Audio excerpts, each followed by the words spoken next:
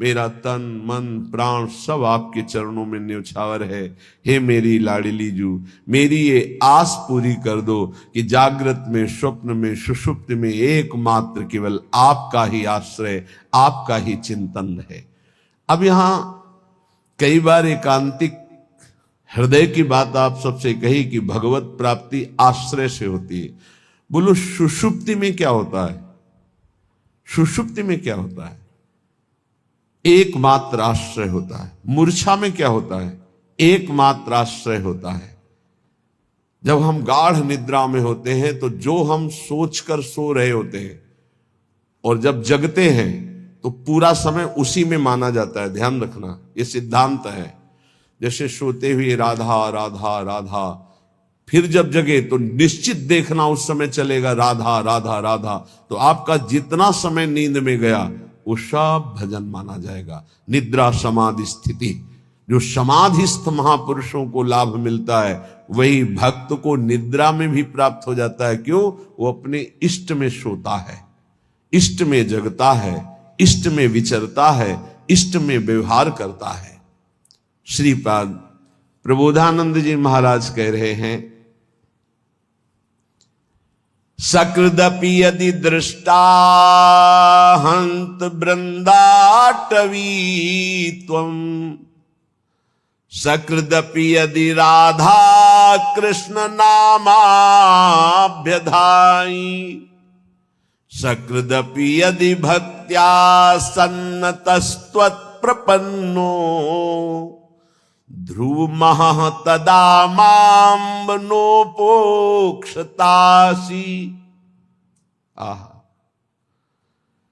एक बार सकृदपि कहते हैं, एक बार सकृदपि यदि दृष्टा हंत वृंदाटवी त्वं,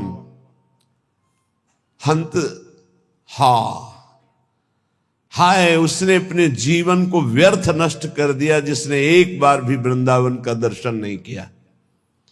और यदि एक बार वृंदावन का दर्शन कर लिया जीवन में एक बार, वो कभी नरक नहीं जाएगा, उसकी कभी दुर्गति नहीं हो सकती।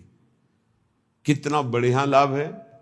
भगवान के एक वचन है, अपनो परण विसार भगत को पूरो परण निभाऊं। संतों की वाणी पर दृढ़ विश्वास कर लो, भगवान अपनी बात झूठी कर सकते, संतों की नहीं। जब भीष्म जी ने भगवान को देखा, दासी रूप से द्रौपदी को लेकर हमारे पास आए और हमें छल से आशीर्वाद दिलवा दिया, सौभाग्यवती भव। तब कहा ठीक है, मुझे पता चल गया है कि मेरे प्रण का तो खंडन होगा ही, क्योंकि आप हो। आपने जब मैंने प्रण लिया पांचों पांडवों को जीवित रहा तो मारूंगा, तो आपने सौभाग्यवती का आशीर्वाद दिलवा दिया। तो आज मैं गंगा पुत्र भीष्म आपके बल से प्रण लेता हूं कि आपने जो प्रण किया था कि महाभारत युद्ध में अस्त्र नहीं कहूंगा, तो मैं गंगा का पुत्र भीष्म नहीं कहलाऊंगा यदि कल तो आपसे अस्त्र ग्रहण न करवा दूं। भगवान ने कहा आपके लिए, पर अपना प्रण तोड़ना है मेरे लिए कोई खास बात नहीं। अपनो परण विसार भगत को पूरो परण निभाओ। ये महान रसिक महापुरुष कह रहे हैं, सकृदपि यदि दृष्टा हंत वृंदाटवी त्वं, तुम सकृदपि यदि राधा कृष्ण नामाभ्यधाई, वृंदावन में आकर के यदि जय जय श्री राधे बोले या राधा कृष्ण नाम उच्चारण किया, सकृदपि यदि भक्त्या सन्नतस्त्वत् प्रपन्नो, भक्ति भाव से भरकर वृंदावन में एक बार प्रणाम कर लिया, एक बार लौट गए, तो ध्रुव महा, ध्रुव माने सत्य, आहा परम सत्य बात है, माम नो उपेक्षतासी। हे वृंदावन, आप कभी उसकी उपेक्षा नहीं करेंगे, अर्थात उसको निश्चित आप अपने में बुला लेंगे। एक बार वृंदावन आ गया, एक बार यहां आकर जय जय श्री राधे बोला, यार बोल देते हैं एक बार, जय जय श्री राधे श्याम। बोले सकृदपि यदि राधा कृष्ण नामाभ्यधाई, एक बार प्रिया प्रीतम की जय जय बोल दिया, एक बार वृंदावन आ गया, एक बार प्रणाम करके वृंदावन भूमि में लौट गया, तो ध्रुव महा परम सत्य, वो नरक नहीं जाएगा, उसको भगवत प्राप्ति होगी। आप सोच सकते हैं भगवत प्राप्ति कैसे हो सकती है? पूरा रजिस्टर पाप लिखा हुआ है, एक बार वृंदावन आया, एक बार प्रणाम किया, एक बार राधा बोला, एक बार बिहारी जी के दर्शन किया, इसका क्या फल होगा? महाभारत में लिखा है एक बार श्री कृष्ण को कोई प्रणाम कर ले, एक बार, एकोपि कृष्ण कृतः प्रणामो दशाश्वमेधा व्रतेन तुल्या दशाश्वमेधि पुनरेपि जन्म कृष्ण प्रणामी न पुनर्भवाए। एक बार कृष्ण को प्रणाम करने वाले का पुनर्जन्म नहीं होता, ये भीष्म जी के स्तव में लिखा। अब आप विचार करके देखो, जहां प्रिया प्रीतम विराजमान इस भूमि में लौट गया, रसिकों की चरण रज, प्रिया प्रीतम की चरण रज, एक बार बिहारी बिहारी जी को प्रणाम कर दिया, एक बार उनकी जय जयकार कर दिया, वो नरक नहीं जा सकता, श्रीपाद कह रहे। इसलिए वृंदावने सैक पदस्पृहोपि महत्तमानां श्रुत भाषितोपि विदन्नपि स्वार्थ विधाति सर्वं हाधिं वृंदावनाश्रयामि। महापुरुषों के वचनों में भी तुम विश्वास नहीं करते हो, कैसा तुम्हारा जीवन है? कम से कम अन्य बातों पर विश्वास ना करो, महापुरुषों के वचनों में तो विश्वास कर लो। महत्तमानां श्रुत भाषितोपि, सुन रहे हो तुम, महापुरुष जन वचन बोल रहे हैं। वृंदावनेशैक पदस्पृहोपि, एक बार तो इच्छा कर लो ऐसे वृंदावन में आने की, जहां एक बार आने का, एक बार दर्शन का, एक बार जय जयकार का, एक बार प्रणाम का। ये भगवत प्राप्ति तुम बहुत दुर्लभ समझते हो। सबसे सरल है भगवत प्राप्ति, सबसे सरल। तो बोले बहुत बड़ी बड़ी तपस्याएं, बहुत कष्ट सहा जा रहा है, और आप कह रहे हैं बहुत सरल है। तुम्हें बाहरी दिखाई दे रहा कष्ट है, जो तप करता है उसे बड़ा सुख मिलता है। जो वैराग्यवान है उसको भोगी जन कष्ट देखते, लेकिन वैराग्यवान भोगी जनों को कष्ट में देख रहा है, कितने कष्ट में जल रहे हैं। तुम्हें वैराग्यवान कष्ट युक्त लग रहा है कि दिगंबर है या एक लंगूटी लगाए है, भूखा प्यासा है, उसको जो परमानंद है वो ब्रह्मा को भी नहीं है। वैराग्यवान को, फिर बोधवान को, फिर प्रेमी को तो बात ही क्या है। महत्तमानां श्रुत भाषितोपि, ये बड़े बड़े महापुरुष जो बोल रहे हैं उसे सुनो। जितने भी संबंधी हैं, जितने भी भोग पदार्थ है, जितना भी ऐश्वर्य है, ये परमार्थ को विध्वंस करने वाला है। परमार्थ को विदन्नपि स्वार्थ विधाति सर्वम हाधिं, धिक्कार है यदि आप अपने परमार्थ के नाश करने वाली क्रिया करते हो, परमार्थ के नाश करने वाली बातें देखते हो, सुनते हो, बोलते हो। तुम महापुरुषों की बातें सुनकर भी उनके आज्ञा में क्यों नहीं चलते हो? क्या आज्ञा? वृंदावने शैक पदस्पृहोपि, एक बार कदम बढ़ाओ ना सीधा वृंदावन की तरफ, और एक बार वृंदावन में आ जाओगे तो तुम्हारे जीवन का परिवर्तन हो जाएगा। पर धिक्कार है, ये सब बातें सुनकर भी भगवत प्राप्ति की इच्छा नहीं जागृत होती। श्रीपाद कह रहे, दिव्यानेक विचित्र पुष्प फलवद वल्ली तरुणाम ततिर, दिव्यानेक मयूर कोकिल सुकाद्यानंद माद्यत खगः, दिव्यानेक सरः सरित गिरिवरः प्रत्यग्र कुंजावली, दिव्या कांचन रत्न भूमिरपि मां वृंदावने मोहयत। मुझे मोहित कर रहा है वृंदावन, मोहयत माम वृंदावने मोहयत। देखो देखो मुझे वृंदावन मोहित कर रहा है। कैसा दिव्य वृंदावन प्रकाशित हुआ। दिव्यानेक विचित्र पुष्प फलवद वल्ली तरुणाम तति, कितने सुंदर सुंदर वृक्षों में कैसी लताएं लिपटी हुई, सुंदर रंग बिरंगे फूल और इतने सुगंधित, दिव्य दिव्य अनेक विचित्र लताएं, वृक्षों का आलिंगन किए हुए दिव्य दिव्य पुष्पों के गुच्छे। भावना करो, ऐसी सौरभ भंवरे मतवाले होकर के गुंजार कर रहे हैं, रसीले फल लगे हुए हैं, और दिव्य दिव्य अनेक मोरों के झुंड उन वृक्षों के नीचे नृत्य कर रहे हैं और शाखाओं पे बैठी हुई कोकिला गान कर रही हैं। शुक शाखा जो शुक आदि हैं पक्षी, वो ऐसे आनंद उन्मत्त होकर के गान कर रहे हैं मानो राग रागिनियां मूर्तिमान बैठी हो।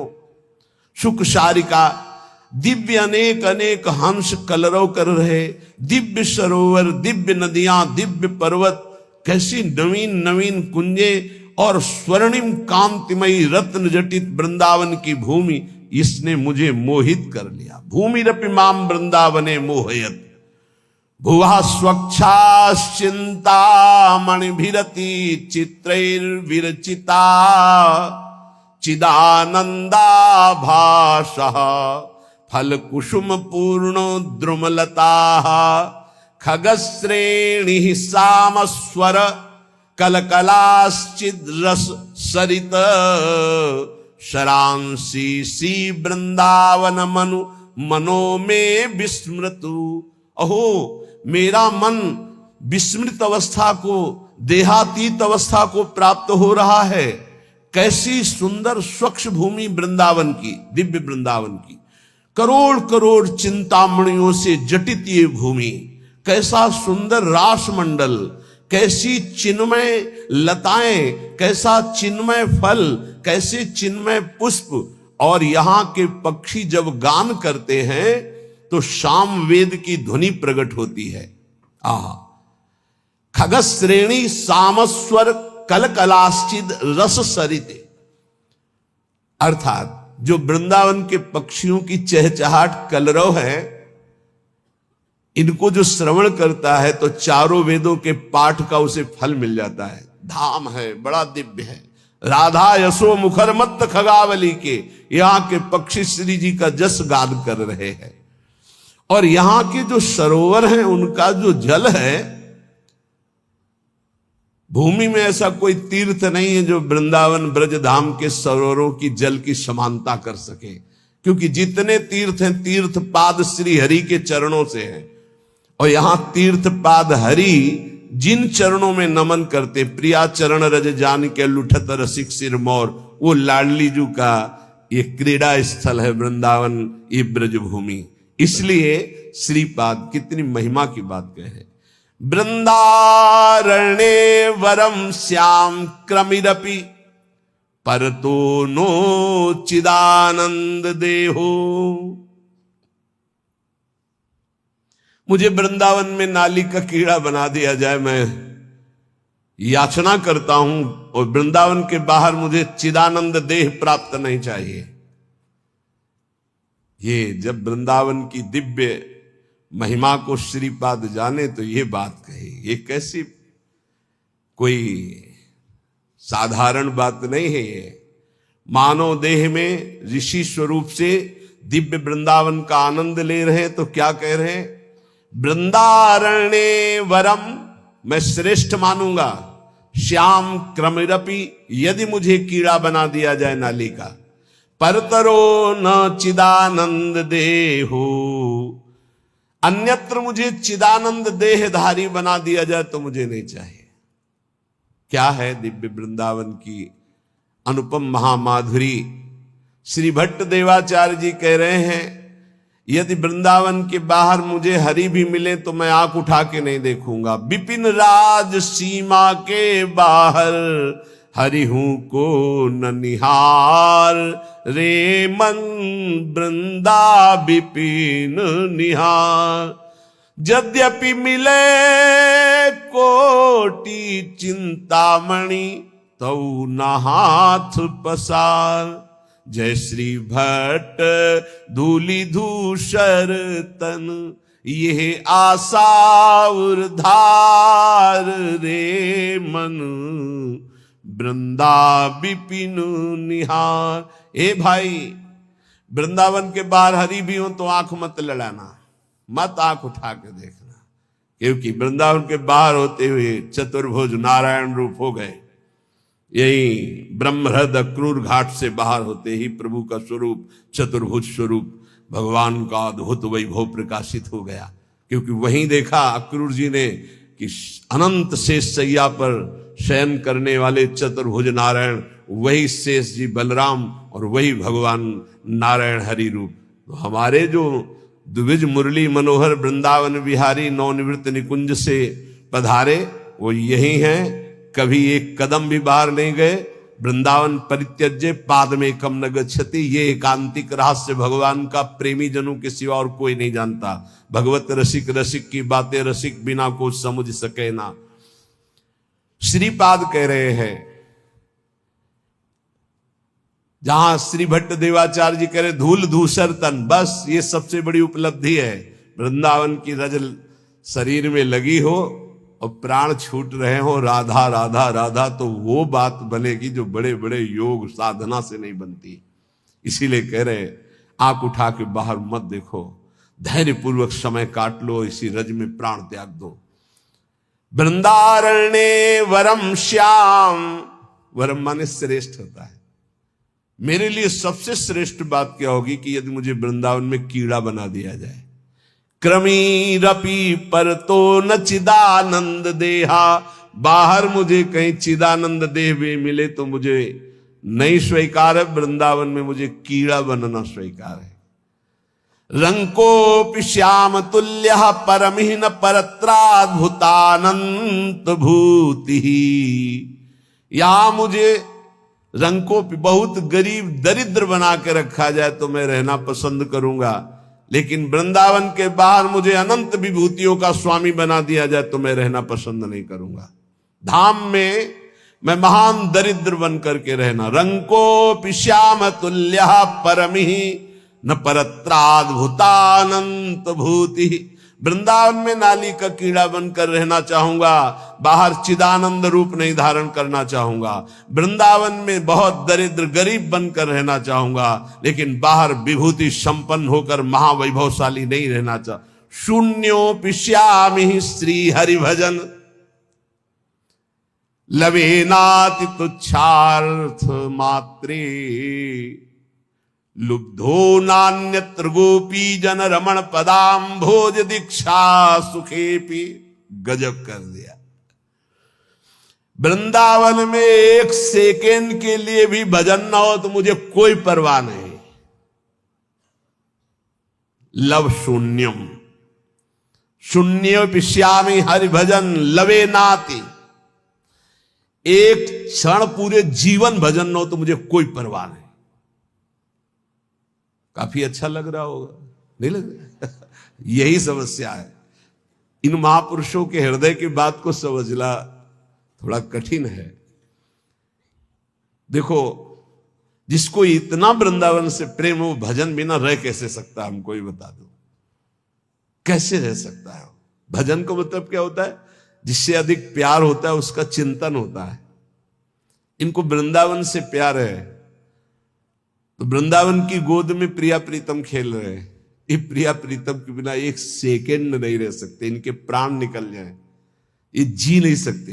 अभी आपने ऊपर सुना कि तुम महापुरुषों की बातों को सुनकर धारण क्यों नहीं करते हो? देखो वृंदावन कैसा चिदानंद रूप प्रकाशित करता है। अभी सुना आपने? ये तो कुंज निकुंजों की शोभा, इनमें जो विहरण करने वाले हैं वो प्रभु, क्या वो श्रीपाद को नहीं दिखाई दे रहे? ऐसे महापुरुष जैसे हरिराम व्यास जी करे, काहू के बल भजन को काहू के आचार, व्यास भरोसे कुंवर के सोवत पांव पसार। तो लगता है इनको भजन से मतलब नहीं। भैया इनका रोम रोम भजन में है। महापुरुषों की बातों को समझना। वृंदावन में जो कबहू कछुक भजन नहीं होए, रज तो उड़ी लागे तने पीवे यमुना तोए। यमुना जी की पावन स्पर्श करती हुई लहरों को जो वायु और रज को लेकर जो वायु बिना भजन कराए छोड़ेगी। चलत फिरत सुनियत यह श्री राधा वल्लभ लाल, ऐसे वृंदा विपिन में बसत रहो सब काल। ये 25-26 वर्ष पहले की बात कह रहे हैं। यहां हार्न नहीं बजा सकते थे आप, स्कूटी का या कार का हार्न नहीं बजा सकते। खिड़की खोलो, राधे बोलो, जो ए राधे मार्ग दीजिए, ऐसे। और जिससे पहला शब्द रिक्शा वाले से बात करना है तो राधे, वो उत्तर देगा तो राधे। धीरे धीरे प्रभाव बदल रहा है, आधुनिकता का ऐसा प्रभाव बदल रहा है। नहीं, ये देखा है, यहां हार्ड नहीं दिया जाता था, यहां राधे राधे बुलाया जाता है। ये धाम है। धीरे धीरे वो जैसे हवा चलेगी तो फिर आएगी ना, तो आधुनिकता की हवा चली हुई, इतनी बाढ़ आ रही है आधुनिकता की कि नाम छूटता जा रहा है। ये धाम है।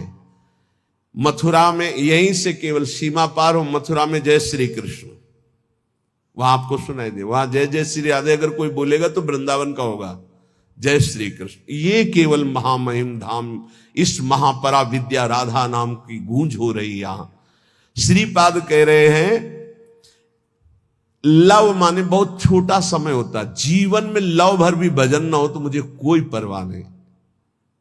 इसका मतलब समझ रहे हो? वृंदावन वासी का वास ही बहुत बड़ा भजन हो जाता है। भजन के 4 अंग हैं, नाम रूप लीला धाम।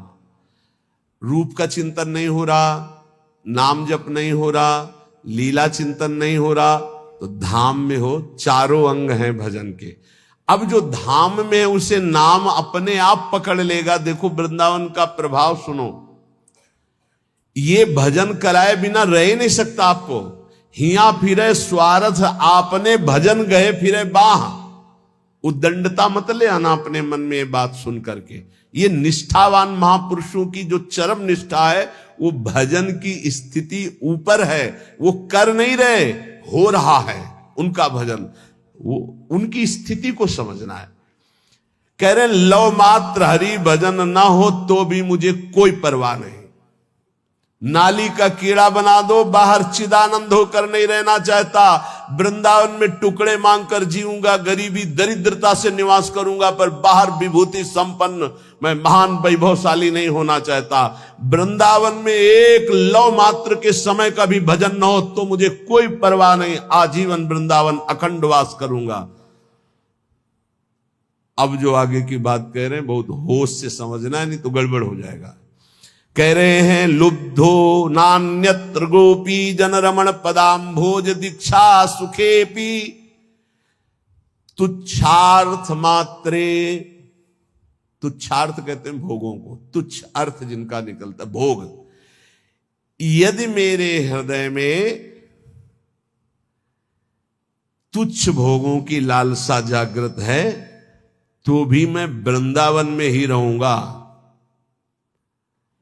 उसका अर्थ दूसरे रूप में, अगर उसको भावार्थ में लिया जाए तो मैं विषयी होकर वृंदावन में रहना पसंद करूंगा, भजनानंदी बनकर बाहर नहीं। मैं दरिद्र होकर वृंदावन में बसना पसंद करूंगा, वैभवशाली होकर बाहर नहीं। मैं नीच कीड़ा बनकर रहना पसंद करूंगा, चिदानंद देह नहीं। और कह रहे हैं लुब्धो नान्यत्र, मैं कहीं लुब्धायमान नहीं हो सकता। अगर कोई कहे कि गोपी जन रमण के पाद पद्मों की प्राप्ति में बाहर तुम्हें करा देता हूं, आ जाओ, तो मैं कदापि नहीं जाऊंगा, यहां विषयी बनकर रहना पसंद करूंगा। गजब की निष्ठा, गजब की निष्ठा। आगे एक श्लोक आता है जो कभी भी किसी को बचेगा नहीं। बहुत विचित्र कोटि निष्ठा वही होती जो विचित्र कोटि की होती है। श्री कृष्ण के प्रेम में उन्मत्त होकर मैं बाहर रहना नहीं चाहता, लेकिन वृंदावन में घोर विषयी बन करके भी मैं रहना चाहता हूं। और ऐसे महापुरुष है जो ब्रह्मबोध संपन्न है, जो भगवत प्रेम को प्राप्त महापुरुष है। ये भला ऐसा, ये कुछ है वृंदावन की ऐसी महामहिमा जिसमें श्रीपाद लुब्धायमान है। ध्रुवदास जी, श्री वृंदावन दास जी, हरिवंश महाप्रभु प्रथम यथामति प्रणवो श्री वृंदावन तिरम्य श्री राधिका कृपा बिल, क्योंकि इसमें मेरी प्यारी जो विराजमान वृंदावन सर्व महताम अपहाय दूरात वृंदाटवी मनुसर प्रणयन चेता सत्तारणी कृत स्वभाव सुधार सौघम राधा विधान में दिव्य निधान। ये हम नहीं करेंगे भजन, अब हमारी श्री जी है ना। जिस दिन हमारी श्री जी ने देखा मेरे महल में पड़ा हुआ ये विषयी पुरुष है, उसी दिन ऐसा महाप्रेमी बना देंगी। बिल्कुल हिया फिरे स्वार्थ आपने भजन गहे फिरे बाह। और देश के बसत ही अधिक भजन हो, यही सम तो पूजत नहीं वृंदावन रहे सोए। कैसे कोई वृंदावन की महिमा को पार पा सकता है। और देश के बसत ही घटत भजन की बात, वृंदावन में स्वार्थ हो उलट भजन होए जात। बड़े भाग्यशाली जिनको ये महिमा सुनने को मिली और अपने हृदय में धारण किया। अगणित रवि कोटि प्रस्फुरत दिव्य भाति, सकृदपि हृदय भातई शीतलानंद वृष्ट्या, प्रशमित भवतापैर दुर्लभार्थान दुहदद्भिः, परम रुचिरहै मां संख्य वृक्षै परीतम। करोड़ करोड़ सूर्यों की सी कांति यहां के वृक्षों की डालों से प्रकट होती। यहां सूर्य चंद्र का प्रवेश नहीं वृंदावन में, दिव्य वृंदावन में। भगवान कहते न तद्भासते सूर्यो न शशांको न पावकः, यद गत्वा न निवर्तन्ते तद्धाम परमम मम। ये परम धाम सूर्य चंद्र अग्नि का प्रवेश ही नहीं है। बोले अगणित रवि कोटि, अगणित गिनती नहीं है ऐसे सूर्य और चंद्रमाओं जैसा प्रकाश वृंदावन की वृक्षों की शाखाओं से प्रकट हो रहा है। कैसा रमणीय वृंदावन, जहां हमारे प्रिया प्रीतम गलवैया दिए हुए चल रहे। कोई सखी छत्र लिए, कोई चवर लिए, कोई बाजत मृद मृदंग, नाचत सभय सुधंग। नृत्य करते हुए कोई आगे चल रहे, कोई मृदंग वीणा वेणु ऐसे वाद्य बजा रही, कोई पुष्पांजलि अर्पित करे, कोई जय हो खग मृग पशु पंछियों का कोलाहल, और ऐसी सुंदर सुंदर दिव्य लताएं फूली हुई प्रिया प्रीतम के अंग की सौरभ संपूर्ण वृंदावन को सुवासित कर रही। एक चिदानंद सुख। इसीलिए कहते हैं मानव देह से ही ये प्राप्त हो सकता है, और सबको सौभाग्य नहीं मिला। ये पूरे विश्व में कितने प्राणी हैं। अरे भारत में मनुष्य केवल 140 करोड़ बताए गए। कितने बैठे हैं? 500 हजार इतने हैं। कितने सुनेंगे? इनमें कितने पकड़ेंगे? पकड़ने वालों में कितने चलेंगे? चलने वालों में कितने पहुंचेंगे? को एक पाओ जो कहे हरिवंश रस, बिरलो समझनहार, एक दो ही जो पाइए, खोजी सब संसार। बहुत बढ़िया सौभाग्य है। श्रीधाम वृंदावन में बैठ करके प्रिया प्रीतम के निज महल की महिमा सुन रहे हैं। अब महापुरुषों की वाणी जो सिद्धांत की है उसको अपने आचरण में उतारे।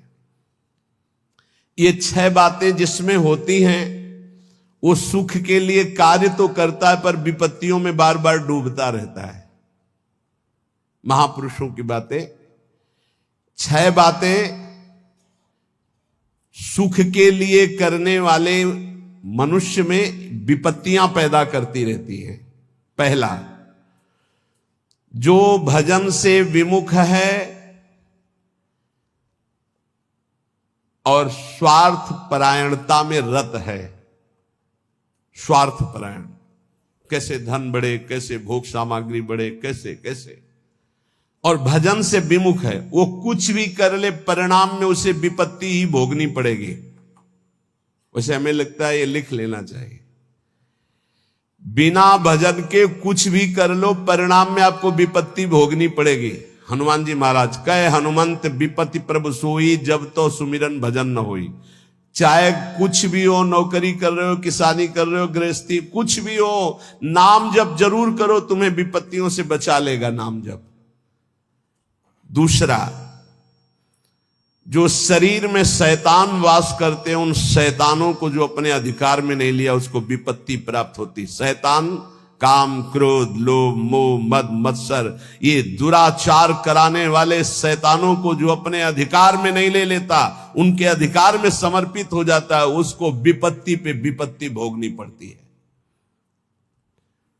पहला, जो नाम जप ना करके केवल स्वार्थ के कार्यों में रत रहता है, कुछ भी कर ले विपत्ति भोगनी पड़ेगी। दूसरा, जो अपने शरीर को ये अंदर बैठे हुए शैतानों के हवाले समर्पित कर देता है, उनकी गुलामी स्वीकार कर लेता है, काम, क्रोध, लोभ, मोह, मद, मत्सर इनको शासन में नहीं लेता, उसको जीवन भर विपत्ति भोगनी पड़ेगी, शारीरिक, मानसिक, लौकिक, पारलौकिक। तीसरा,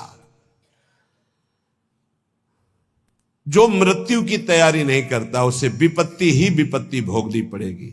मृत्यु की तैयारी कई बार चर्चा हो चुकी है। मृत्यु की तैयारी, यहां जीने की आशा में सब लगे हुए हैं, लेकिन मृत्यु की तैयारी कौन कर रहा है?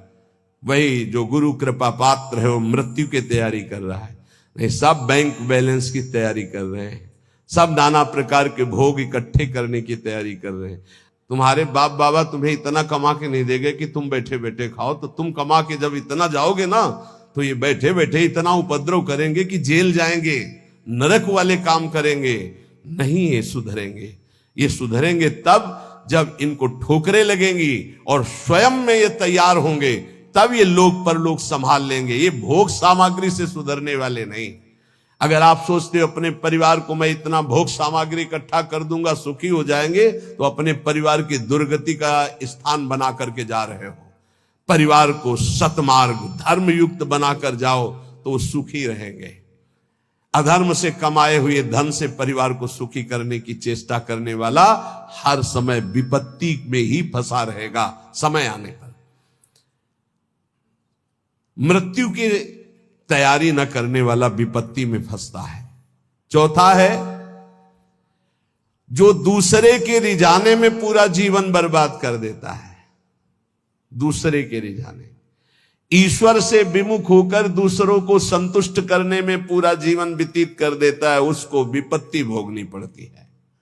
पांचवा, जो सतोगुणी भोजन, सतोगुणी वार्ता, सतोगुणी कार्यों को छोड़कर राजसिक और तामसिक भोजन करता है, राजसिक तामसिक क्रियाएं और वार्ता करता है, उसे विपत्ति भोगनी पड़ती है। छठवां, जानते हुए अपने दोषों का समर्थन करता है और दूसरे को निंदास्पद शब्दों से संबोधन करता है। बड़ा विचित्र समय आ गया है। कल एकांतिक में कह रहे थे कि हजारों लोग जिस बात को आप मना करते हैं उसका सपोर्ट कर रहे हैं, तो फिर हम उसी बात को मानेंगे जिसे हजारों लोग, तो हजारों लोग गलत करें तो वो गलत को गलत नहीं बोलोगे, सपोर्ट करने लगोगे। हजारों गलती कर रहे हैं तो तुम उसी गलती को सपोर्ट करोगे। हजारों शराब पी रहे हैं तो तुम शराब को सही मानोगे। हजारों मांस खा रहे हैं तो आप उसको सही का निशान दे दोगे। हजारों व्यभिचार कर रहे हैं तो तुम सही का निशान दे दोगे। तुम्हारी बुद्धि भ्रष्ट हो गई। धर्म शास्त्रों के विरुद्ध आचरण करने वाले चाहे करोड़ों हो जाएं तो भी उसका विरोध होता रहेगा। अगर अंदर से आप विरोध करोगे तो निकल जाओगे दुर्गुणों से। यही बात कह रहे हैं, अपने दोषों का समर्थन करने वाले की दुर्गति होती है, विपत्ति में फंसता है। भगवान कह रहे त्यागा शांतिरंतरम, और उपदेश दिया दे रहा भोगा शांतिरंतरम। शास्त्र सम्मत जगत गुरु भगवान श्री कृष्ण की बात से बढ़कर किसकी बात होगी? ब्रह्म ऋषि जन भगवान की ही तो दी हुई बातों का अनुभव करके बोलते हैं। ये कौन सी रीति चल गई है? मनमानी आचरणों को साधना कहा जाता है। अपने दोषों का समर्थन करके उसे कहा जाता है वो पुराने जमाने की बातें थी, अब ये बातें माननी पड़ेगी। नहीं, ये 6 बातें जिनमें हैं उनको विपत्ति भोगनी पड़ेगी। करते सुख के लिए परिणाम दुख मिलता है। जो आनंद की प्राप्ति करना चाहते हैं वो जगत में नहीं है, वो प्रभु में है। इसलिए सहनशील बनो।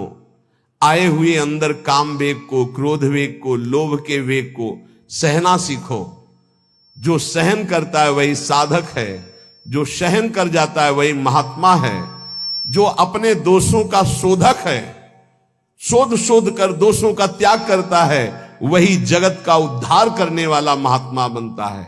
याद रखना, जो प्रभु के उपदेश से बिलक चलता है वो कभी महात्मा नहीं हो सकता, वो इंद्रियों का गुलाम हो सकता है। प्रभु की आज्ञा के विपरीत चलने वाला कभी महात्मा नहीं हो सकता है।